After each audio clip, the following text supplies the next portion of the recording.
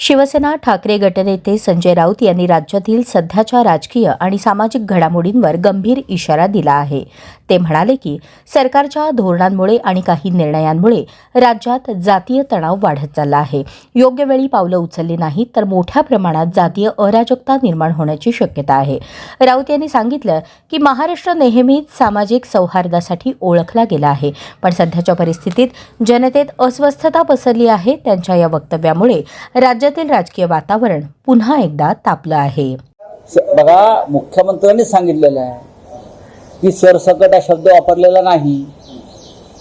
मराठा समाजाला आरक्षण देताना काय गुप्त गोष्टी झाल्या ते हळूहळू आता बाहेर पडते। त्याच्यामुळे मला भीती वाटते की मराठा समाजाची फसवणूक झाल्याची भावना निर्माण झाली, त्या राज्यामध्ये अराजक निर्माण होईल।